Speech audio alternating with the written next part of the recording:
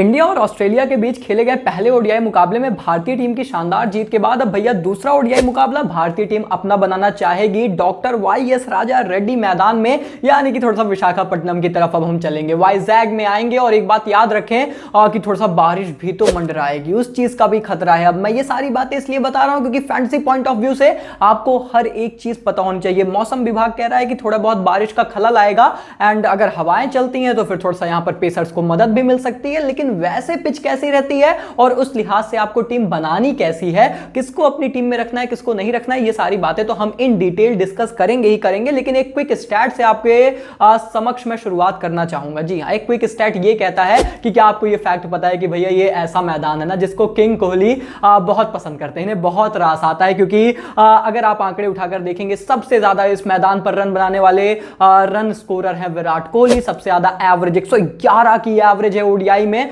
इस पार्टिकुलर मैदान में और 500 के ऊपर रन यहां पर किंग कोहली के बल्ले से अब तक निकल चुके हैं। तो भाई साहब इस मुकाबले में क्या कोहली का बल्ला चलेगा? कोहली का बल्ला माशाल्लाह, एक और शतक क्या आपको देखने को मिलेगा? खैर वी शैल फाइंड आउट। बात करेंगे उस मुद्दे पर, बात करेंगे क्या टीम में आपको रख के कप्तान या फिर वाइस कप्तान की भूमिका देनी है इन आंकड़ों के बल पर, या फिर कुछ और भी है जिसको आपको कंसीडर करना होगा। हम सारी बातों पर बात करेंगे। तो चलिए भैया शुरुआत करते हैं, इजहार करते हैं, आगाज करते हैं, आरंभ करते हैं, प्रारंभ करते हैं। लेकिन उसके पहले एक दरख्वास्त करते हैं कि अगर आपको वीडियो पसंद आए, हमारा काम पसंद आए, तो वीडियो को लाइक करने के साथ साथ नीचे से हमारे चैनल को सब्सक्राइब भी करें, नोटिफिकेशन बेल दबाएं ताकि इस तरीके की interesting top quality fantasy analysis हर बार आप लोगों तक पहुंचे। और शुरुआत करेंगे विद द पिच रिपोर्ट। अब पिच क्या कह रही है? वाइजैग का मैदान, ये जो ऐसा है ना डॉक्टर वाईएस राजा रेड्डी मैदान, यहां पर एक्चुअली बहुत ही फ्लैट सरफेस है। वो शुरुआत में थोड़ा सा मदद यहां पर पेसर्स को रहती है शुरुआत के 5-10 ओवर्स तक। एंड इसीलिए मैं कह रहा हूं कि भैया शुरुआत में पेसर्स को थोड़ी सी मदद रहती है। मैं थोड़ा सा हाईलाइट किया, फिर मैंने हाईलाइट किया कि यार यहां पर ना वो बादल भी मंडरा सकते हैं, तो क्या पता हवाएं चलेंगी, गेंदें थोड़ी सी लहरा भी सकती हैं। अब उस चीज का भी आपको यहां पर थोड़ा सा जहन में रखना है। और फिर मैं आपको ये बता रहा हूं कि शुरुआत के बाद ना ये जो पिच है ये बहुत फ्लैट है, ये पूरी तरीके से बल्लेबाजी फ्रेंडली बन जाती है और यहां पर आपको रन बरसते हुए नजर आते हैं। वैसे थोड़ा सा आसमान भी बरसेगा, रन भी बरसेगा, तो देखने में मुकाबले में मजा आने वाला है। क्या आंकड़े कहते हैं? आंकड़े भैया ये कहते हैं कि 9 मुकाबले यहां पर खेले गए हैं जिसमें जिस टीम ने चेस किया उन्होंने 5 मुकाबले जीते। तो चेस करना यहां पर टीम थोड़ा सा ज्यादा प्रेफर करती है और औसतन पहली पारी में ओडीआई में, मेंस ओडीआई में लगभग 300 के आसपास 295 यहां पर रन्स बन जाते हैं। तो जैसा मैंने बताया एक हाई स्कोरिंग वेन्यू है जहां पर रन की बरसात होती है। और क्योंकि दोनों ही बहुत ही क्वालिटी साइड है, ऑस्ट्रेलिया को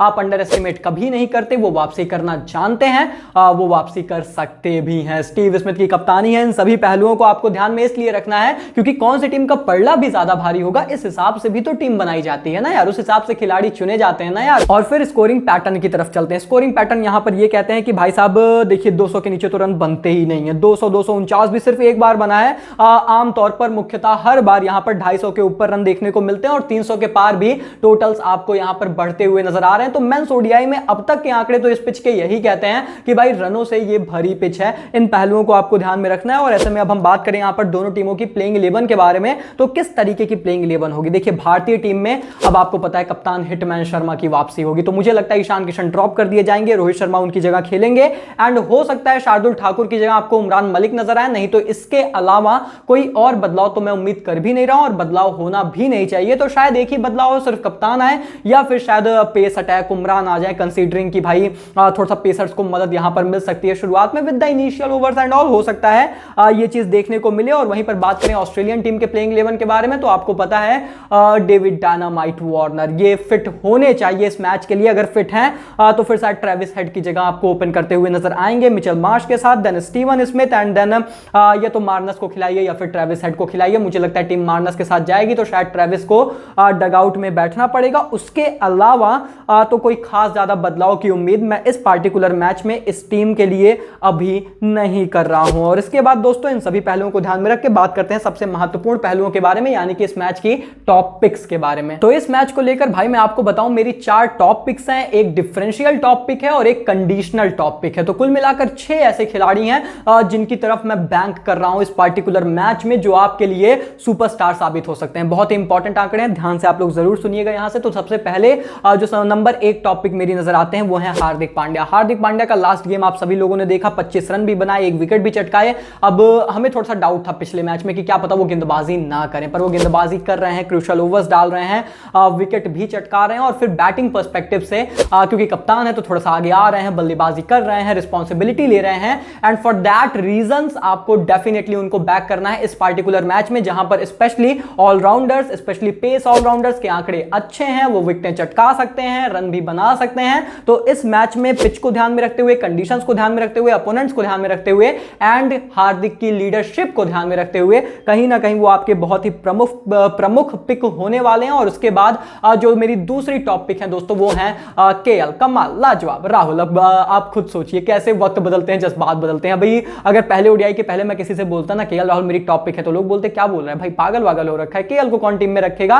पर इस तरीके का ये खिलाड़ी है, इस कद का खिलाड़ी है, क्लासी राहुल है। अब पिछले मैच में सबको दिखाया कि भाई कितने बेहतरीन खिलाड़ी हैं और अगर आपको ये लग रहा है कि मैं सिर्फ पिछले मैच को देख के कन्विंस हो गया कि इनको टीम में रखो, तो नहीं, ऐसा बिल्कुल नहीं है। पिछला मैच तो एक पॉइंट ऑफ व्यू जरूर है, लेकिन फिर नंबर 2 फैक्ट पता है क्या है? सबसे पहली बात यह है कि ओडीआईज में इस खिलाड़ी की कभी फॉर्म खराब थी ही नहीं। इस खिलाड़ी के आंकड़े हमेशा अच्छे रहते हैं एंड मिडिल ऑर्डर में ये रिस्पॉन्सिबल इनिंग खेलते हैं। नंबर 3 और सबसे महत्वपूर्ण फैक्टर यह है कि इस वेन्यू पर आप इस बंदे के आंकड़े देखिए। एक मुकाबला खेला है, शतक जड़ दिया, ले भैया, एक ही मुकाबले में 102 रन की पारी खेली थी और बेहतरीन पारी आई थी वो अंडर प्रेशर। तो इसलिए कहीं ना कहीं केएल राहुल के अब फॉर्म भी है, इस पिच पर उनके हल्ला बोल आंकड़े भी हैं और अब इतने पहलू जब एक हो जाएं तो आपको लगता है कि थोड़ा सा खिलाड़ी ना टीम में आना चाहिए, बिल्कुल आना चाहिए, आपकी टीम में होना चाहिए और इसलिए फैंटेसी टीम में जरूर होने चाहिए केएल राहुल। और उसके बाद नंबर 3 पर आते हैं ऑस्ट्रेलिया के कप्तान स्टीव स्मिथ। अब इस पिच को लेकर इनके पास कोई डेटा नहीं है, लेकिन आपको यह समझना चाहिए कि ये एक ऐसा खिलाड़ी है ना जिसको ज्यादा डेटा की जरूरत पड़ती भी नहीं है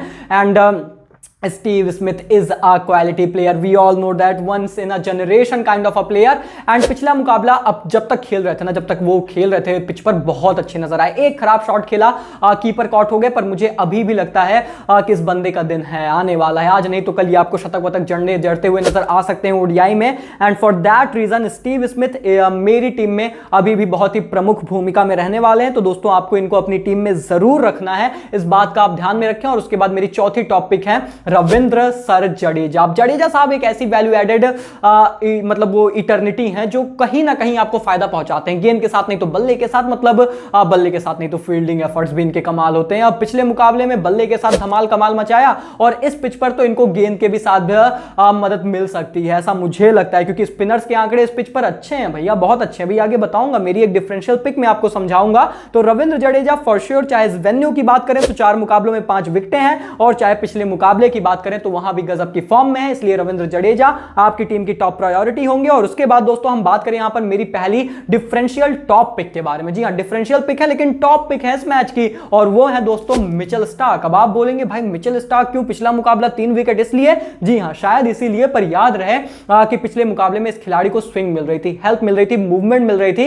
एंड भारतीय बल्लेबाज स्ट्रगल करते हैं, हमेशा करते हैं। वो सामने रोहित होंगे तो उनके भी उतने अच्छे आंकड़े हैं नहीं, left arm pacer against in swinger and then Virat Kohli and also कहीं ना कहीं ये चीज आपको जहन में रखनी है। और उसके बाद दोस्तों अब अगर ये थोड़ी सी क्लाउडी कंडीशंस हैं, थोड़े से बादल मंडरा रहे हैं, तो फिर Mitchell Starc could be that factor जो आपको इंपॉर्टेंट कहीं ना कहीं नजर आएंगे। And for that reason Mitchell Starc मेरी इस मैच की डिफरेंशियल टॉप पिक हैं, मेरी टीम में रहेंगे, इनफैक्ट कप्तान वाइस कप्तान भी बन सकते हैं। और उसके बाद दोस्तों मैं बात करूं मेरी कंडीशनल टॉप पिक के बारे में, तो वो है दोस्तों कुलदीप यादव। कुलदीप यादव क्यों क्यों क्यों, आंकड़े देखिए भैया, कुलदीप यादव इसलिए कंडीशनल पिक है क्योंकि इस वेन्यू पर ना 3 मुकाबले खेले हैं बंदे ने, 9 विकेटें चटकाई हैं और मुझे लगता है वो बेस्ट था इनका, 3 विकेट चटकाई थी इन्होंने, 40-42 रन देखिए ऐसा ही कुछ था, उतना अच्छे से याद नहीं है, पर 30 ओवर डाले हैं, 9 विकेट, 5.3 की इकोनॉमी, तो हर मैच में लगभग 3 विकेट तो आपको चटका कर दे रहे हैं। और कंडीशनल पिक ऐसी हैं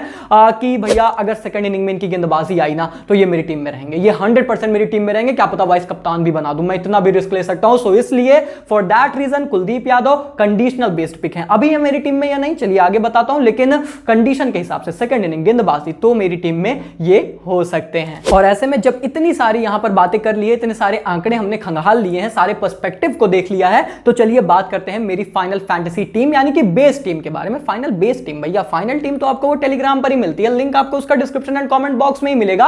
आप पर बात करते हैं अभी बेस टीम के बारे में। तो किस तरीके की मेरी बेस टीम है दोस्तों, सबसे पहले विकेट कीपर के तौर पर आपको मेरी टीम में नजर आएंगे कमाल लाजवाब राहुल। आपको बताएं हमारी टॉप पिक है, आंकड़े लाजवाब हैं, आप इनको बैक करिए। एंड देन बल्लेबाज के तौर पर Virat the run machine Kohli. Once again मैंने बताया, क्विक स्टार्ट में जताया कि भाई रनों के बौछार है, भंडार है इस खिलाड़ी का इस मैदान पर। And then Steve Smith, Mitchell Marsh for sure.